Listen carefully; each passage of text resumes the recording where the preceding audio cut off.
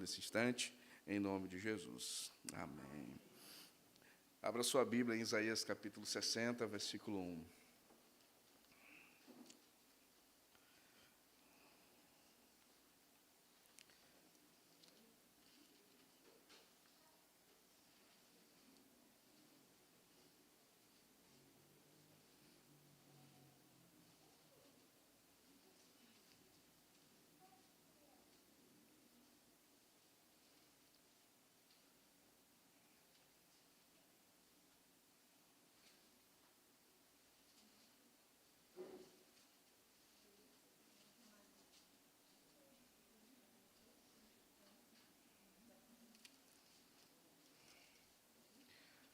Nós vamos fazer a leitura até o verso 5, 60, versículo 1 ao versículo 5. Isaías, profeta Isaías, capítulo 60.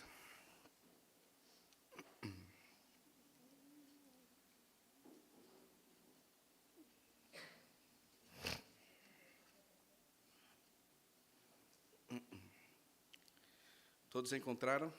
Amém? Diz assim: Dispõe-te, resplandece, porque vem a tua luz, e a glória do Senhor nasce sobre ti.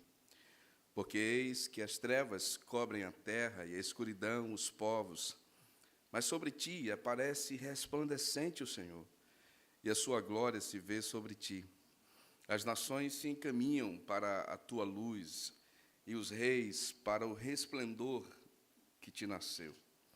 Levanta em redor os olhos e vê. Todos estes se ajuntam e vêm ter contigo. Teus filhos chegam de longe, e tuas filhas são trazidas nos braços. Então o verás, e serás radiante de alegria. O teu coração estremecerá e se dilatará de júbilo, porque a abundância do mar se tornará a ti, e as riquezas das nações virão a ter contigo. Amém. Pai querido, o Senhor é bom, e o Senhor nos enche de promessas preciosas, sobretudo, a Deus, na pessoa de Cristo Jesus, o teu Filho amado e nosso Senhor. Então, rogamos a Ti, Deus, que a Tua palavra, então, encontre espaço, guarida em nosso coração, e produza aquilo que ela quer produzir, para a glória e louvor do Teu nome. Amém. Amém. O capítulo 60 de Isaías, meus irmãos, é o ponto da profecia deste profeta do Senhor, que vem ao longo dos capítulos, não só denunciando o pecado de Israel, o afastamento de Israel da companhia de Deus, o relacionamento com Deus, mas aqui ele vem encorajando o povo a se relacionar com o Senhor, a retornar do exílio para Deus, com um coração confiante, com a convicção de que Deus é o Senhor que cumpre todas as suas promessas, e que Deus é o Senhor que realiza tudo aquilo que Ele prometeu, tudo aquilo que Ele disse. Deus, então, é um Deus fiel para cumprir com a sua palavra. Deus está usando o profeta Isaías aqui para lembrar a nação de Israel, lembrar o seu povo, que aquela nação foi escolhida por Deus, aquele povo foi escolhido por Deus para ser luz para outras nações, para resplandecer como o povo do Senhor. Note que essa esperança vem sendo anunciada já no capítulo 59 do profeta Isaías. Se você olhar para o seu texto aí, no versículo 20 do capítulo 59, a palavra de Deus nos diz assim: virá o Redentor a Sião e aos de Jacó, que se converterem, diz o Senhor. Quanto a mim, esta é a minha aliança com eles, diz o Senhor. O meu espírito que está sobre ti e as minhas palavras que pus na tua boca não se apartarão dela, nem de teus filhos, dos filhos de teus filhos. Não se apartarão desde agora e para todo sempre, diz o Senhor. Perceba que o profeta Isaías está falando de um Redentor, que o profeta Isaías está falando que a esperança da nação não está em acumular muito mais riqueza, que a esperança da nação não está em ter esse ou aquele outro representante, que a esperança da nação não está na habilidade bélica ou no poder das armas, que a esperança da nação não está simplesmente na placa da sua igreja ou coisa desse tipo, que a esperança da nação está em um nome, e esse nome é o Redentor, é o Senhor Jesus. É disso que o profeta Isaías está falando, que virá o Redentor aos filhos de Jacó, que virá o Redentor à nação de Israel. E ele coloca, então, esse retrato no capítulo 59, e aí ele entra no capítulo 50, convocando a nação à confiança, ao encorajamento, à disposição de confiar em Deus e de levantar a cabeça diante das circunstâncias, e mesmo no momento em que a nação estava vivendo. Sabe, meus irmãos, encorajamento é uma coisa que Deus sempre fez na sua palavra. É só você olhar para a história bíblica e perceberá como Deus, ao longo da história, ele sempre encorajou o seu povo. Lembra muito bem que quando o povo estava, então, diante do Mar Vermelho, Moisés liderando a nação na saída do Egito, e Deus disse a Moisés, olha, apenas marche, Moisés, siga em frente, caminhe, porque eu estou com você. Quando Gideão assume a nação para lutar contra os midianitas, Deus encoraja Gideão. Quando Josué assume o governo da nação para entrar na terra prometida, isso você conhece muito bem, Deus diz a Josué, não temas, esforça-te. Deus sempre encoraja o seu povo. Deus sempre encoraja os seus filhos. E por que isso acontece, irmãos? Porque a razão maior é o Redentor. É a segurança que a igreja tem naquele que veio em nome do Senhor, naquele que é o nosso Salvador. Daí o capítulo 60, então, o profeta lembra o povo e encoraja aquela nação.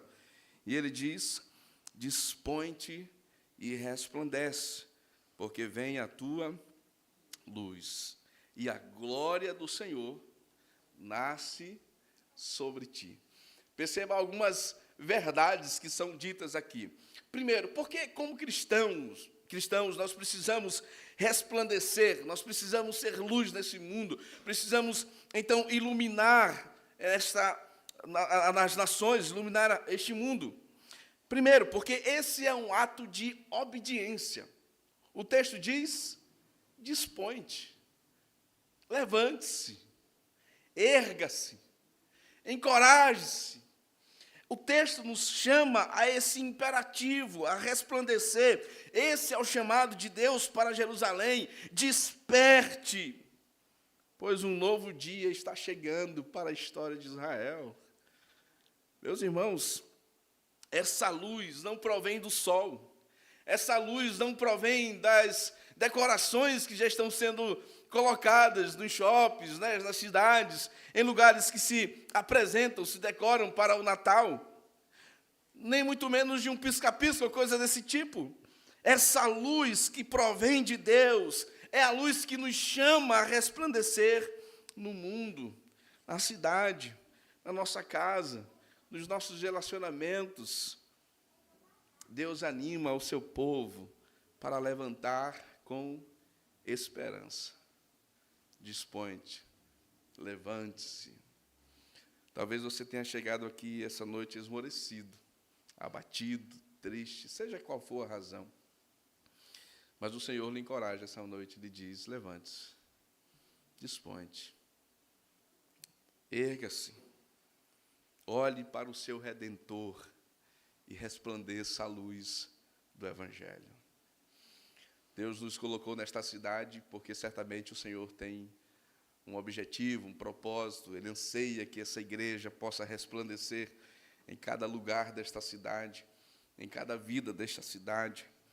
Precisamos, como filhos de Deus, irmãos, resplandecer neste mundo.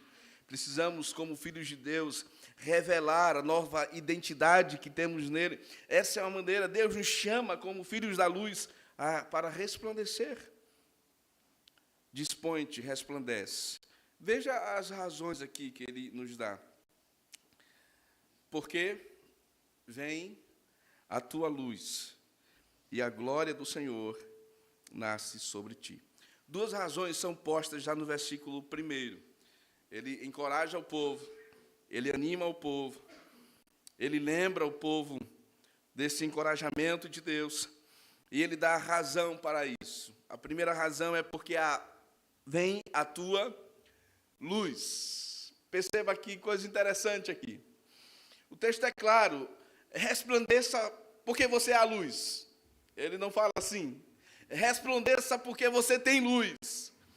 Resplandeça porque você nasceu para brilhar. Não, o texto não fala isso. O texto diz resplandeça porque há uma luz que está chegando. O crente não tem luz própria, irmãos. O crente, ele resplandece a luz que vem do Senhor.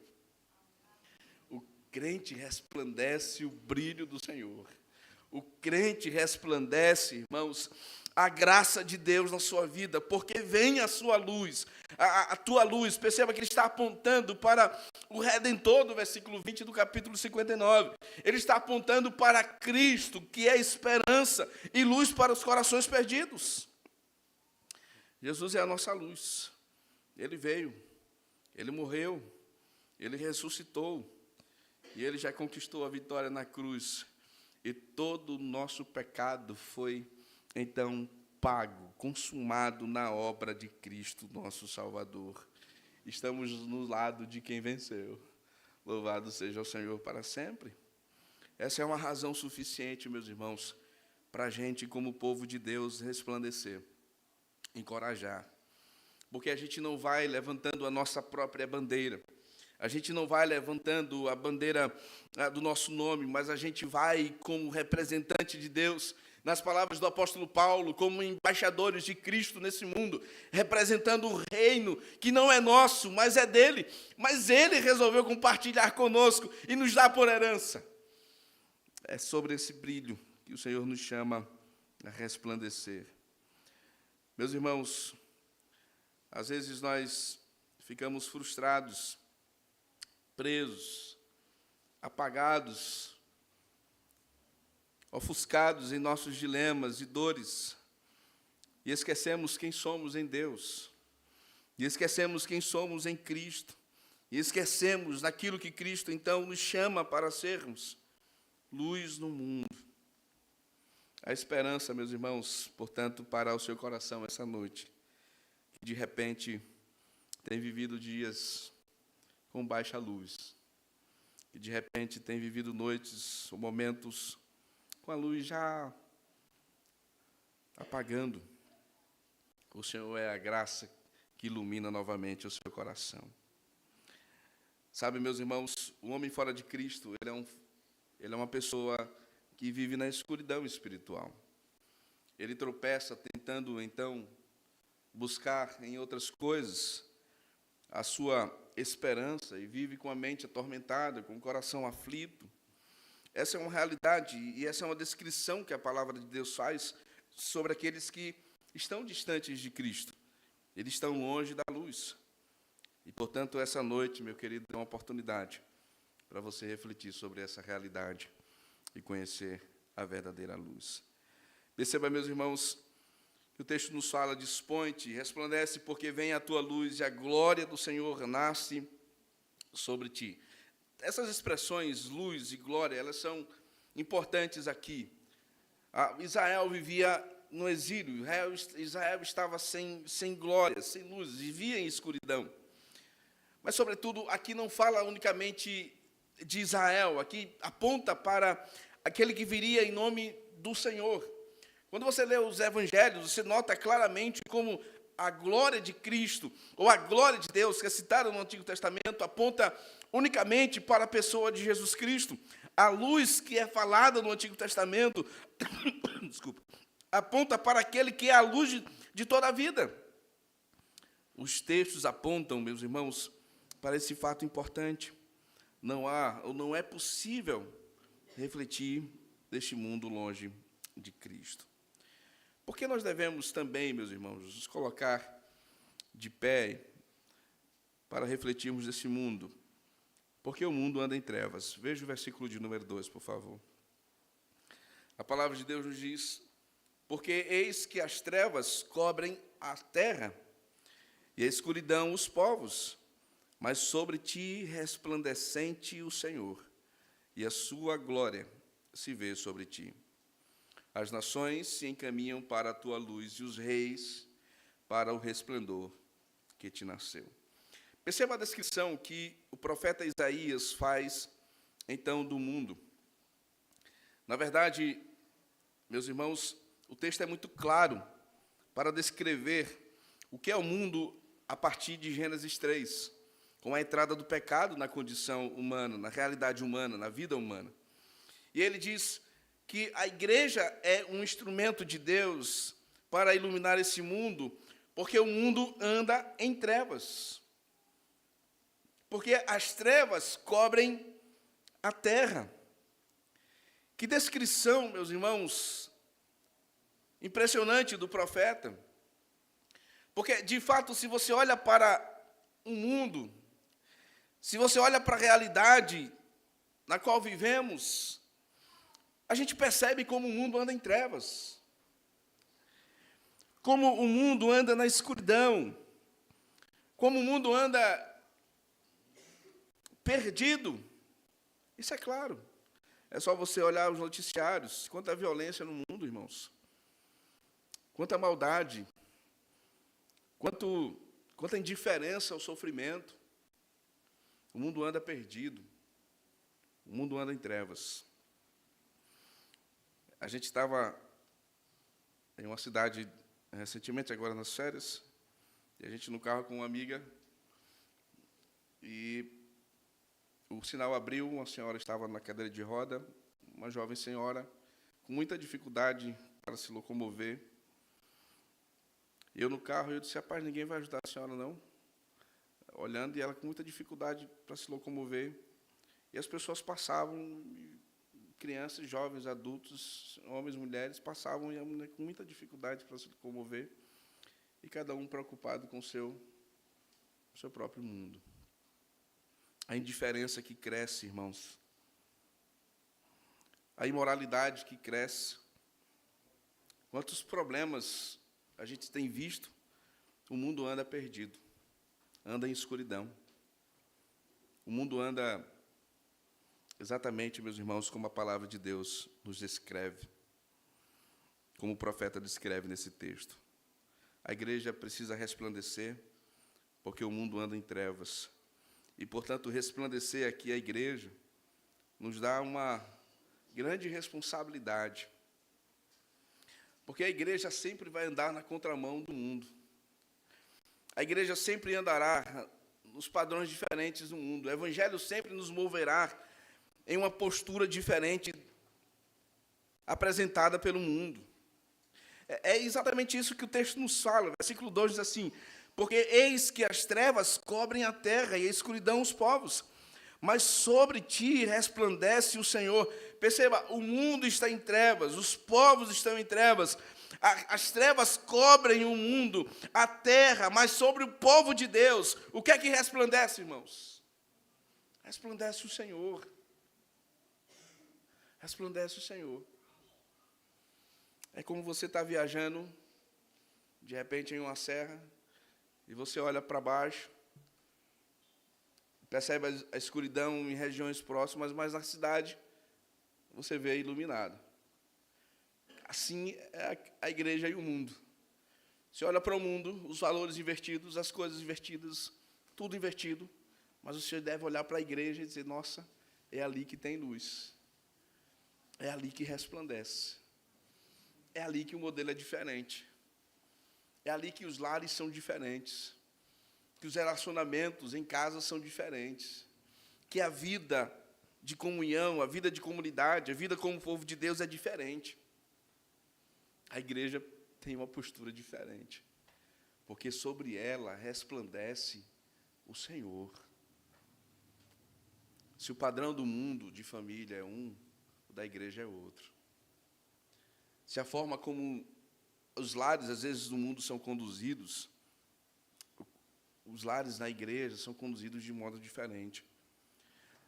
Os filhos são ensinados no mundo diferente. Na igreja, eles são ensinados à luz da palavra de Deus. Os jovens crescem, não como o mundo, que diz viva deliberadamente, faça as suas vontades, viva pelos seus instintos e pelos seus desejos. Na igreja não. Ele diz: eu guardo a tua palavra no meu coração, para não pecar contra ti. A gente vive diferente, porque a luz do Senhor resplandece sobre nós. Quando você lê o Salmo 73, Asaf está em uma grande crise existencial, intensa luta, aquele conflito interno, de eu vou para o mundo, meus pés vão escorregar para o mundo. E ele vai naquela batalha intensa, caminhando por Israel. E na conversa que ele tem com o Senhor, no diálogo que ele tem, naquilo que ele está travando no coração, ele diz assim: Senhor, veja, os homens ou o mundo vivem impiedosamente, eles fazem o que querem, eles falam contra o Senhor, inclusive, e o mundo e a tua igreja, e o teu povo os tem por modelo. Veja que coisa interessante. É como o Asaf estivesse dizendo assim: está vendo, Senhor? No mundo tem Rock in Rio. Aí a tua igreja quer fazer um Rock and Gospel. Está vendo, Senhor? No mundo tem isso. Aí a tua igreja quer fazer isso. O padrão de imitar o mundo. É sempre assim. Mas a igreja precisa ser diferente. Eu não estou falando que é problema ouvir rock, né? A igreja ter rock, não é isso que eu estou falando, não. Eu estou falando que quando o mundo propõe uma coisa, a igreja quer fazer. Porque às vezes a igreja tem o mundo como modelo. O texto de Isaías nos chama, irmãos, a sermos modelo para esse mundo, a sermos luzeiros de Deus para as nações. O mundo olhar assim e dizer: rapaz, se eu for crente, eu quero ser crente como aquele irmão. Veja como ele cuida da sua família. Veja como ele ama a sua esposa. Veja como ele educa os seus filhos. Se eu for crente, eu quero ser crente como aquele jovem. Veja como ele é comprometido com a palavra de Deus. O mundo está seduzindo o tempo todo, mas ele diz não, que é um jovem de valor. Veja, meus irmãos, o mundo está em trevas, mas sobre o povo de Deus resplandece o Senhor. Meus irmãos, esse é o convite do Evangelho. O Evangelho é a operação de Deus transformando o nosso estado por meio de Cristo. O Evangelho é a operação de Deus transformando a nossa mente por meio da palavra de Cristo. O Evangelho é a operação de Deus transformando as nossas disposições para amar mais a Deus, acima de todas as coisas, do que qualquer outra coisa nesse mundo. O Evangelho é Deus mudando as nossas disposições de prioridade. Os nossos pés sempre vão buscar, em primeiro lugar, o reino de Deus, e as demais coisas nos serão acrescentadas. O Evangelho é a graça de Deus mudando o ser humano para refletir o Evangelho de Deus, a luz de Deus nesse mundo. Deus lhe convida essa noite para isso. Deus nos convida esta noite para isso, irmãos. Foi assim na obra de Cristo, na vida de Cristo. Você lê João capítulo de número 12, versículo 35, a palavra de Deus nos diz: respondeu-lhe Jesus: ainda por um pouco a luz está convosco. Ele estava falando dele. Andai enquanto tendes a luz, para que as trevas não vos apanhem. E quem anda nas trevas não sabe por onde vai, está desorientado, sem bússola. Mas quem anda com Cristo sabe para onde vai. Seu coração é movido pela esperança que há no Evangelho. Salmo de número 18 nos diz: porque fazes resplandecer a minha lâmpada, o Senhor, meu Deus, derrama a luz nas minhas trevas. Eu acho interessante esse versículo aqui do salmista, porque ele tira da dimensão maior, né, ou mais ampla, e traz para a dimensão pessoal. Ele diz assim: o Senhor traz luz nas minhas trevas. O mundo anda em trevas, a gente sabe, mas às vezes o nosso coração também experimenta essas noites escuras, né, irmãos? Às vezes o nosso coração experimenta pouca luz, um lado sombrio, de medo, de preocupações, de angústias, de aflições, de tantas coisas. Mas eu queria que o seu coração soubesse essa noite que há um Deus cheio de graça, que traz luz à sua alma, e que Ele ouve a sua oração, como Ele ouviu a do salmista: Deus traz luz às minhas trevas. Deus, traz luz aos meus medos, às minhas aflições, às minhas agonias, ao pavor do meu coração. Deus, traz luz à nossa vida. Meus irmãos, esse ministério o Senhor nos deu também. A igreja é esse instrumento de luz para o mundo. Mateus capítulo 5, versículos 14 a 16, o Senhor Jesus Cristo fala que nós somos a luz do mundo. E como luzeiros de Deus, nós precisamos, então, trazer esperança aos corações, às vidas. O apóstolo Pedro, capítulo 2, versículo 9, ele diz: Vós, porém, sois raça eleita, sacerdócio real, nação santa, povo de propriedade exclusiva de Deus, a fim de proclamardes as virtudes daqueles que vos chamou das trevas para a sua maravilhosa luz. Louvado seja o Senhor. Deus nos tirou das trevas para a sua maravilhosa luz. Meus irmãos, em Apocalipse, uma igreja, João escrevendo às igrejas, nós aprendemos que o Senhor nos chama de luzeiros, de candeeiros, para trazer luz a este mundo. Efésios capítulo 5, versículos de 8 a 10, o apóstolo Paulo disse: Pois outrora erais trevas, porém agora sois luz no Senhor. Andai como filhos da luz. Porque o fruto da luz consiste em toda bondade e justiça e verdade, provando sempre o que é agradável ao Senhor. Andai como filhos da luz. O apóstolo Paulo, ainda em Efésios capítulo 5, versículos 13 a 17, ele diz: Mas todas essas coisas se manifestam sendo condenadas pela luz, porque a luz tudo manifesta. Por isso diz: Desperta, tu que dormes, e levanta-te dentre os mortos, e Cristo te esclarecerá. Portanto, vede prudentemente como andais, não como necios, mas como sábios, remindo o tempo, porquanto os dias são maus. Por isso não sejais insensatos, mas entendei qual seja a vontade do Senhor. Versículo 14, desperta tu que dormes, e Cristo te esclarecerá. Meus irmãos, está posto diante de nós alguns desafios, então, esta noite. Primeiro, ouça o encorajamento do Senhor. Deus não lhe trouxe aqui em vão, Deus não lhe trouxe aqui por acaso, você não veio simplesmente aqui porque não tinha outra coisa para fazer. Não, Deus lhe trouxe para falar com o seu coração, com a sua vida, e Ele lhe convida a resplandecer, a levantar, a se erguer, a não permanecer frustrado ou prostrado, mas a resplandecer a luz, a graça que Deus derramou sobre a sua vida. Sabe, meus irmãos, com base em Efésios, o texto nos chama a remir o nosso tempo, a cuidar do nosso tempo, a cuidar da nossa relação com Deus. Ele diz a razão, porque os dias são maus. Perceba, meus irmãos, levantar, se erguer e assumir o compromisso de servir e amar a Deus acima de todas as coisas é um chamado urgente do Senhor para a igreja, para a sua igreja nesse tempo.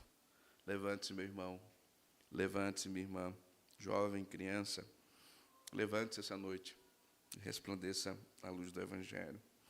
Uma outra razão, meus irmãos, veja, a gente não levanta para refletir a nós mesmos, ou não confiamos na nossa própria força. Nós levantamos para refletir aquele que nos chamou das trevas para a sua maravilhosa luz. É possível ser luzeiro de Deus, é possível refletir nesse mundo, porque Deus já nos resgatou com graça, com misericórdia, com favor e bondade. Deus já lhe tirou do mundo. Você não precisa mais dele. Deus lhe amou mais do que qualquer outro nesta vida. O Senhor trouxe salvação à sua vida, à sua casa. Portanto, convide a sua casa, leve a sua casa a refletir a cada dia a glória do Senhor.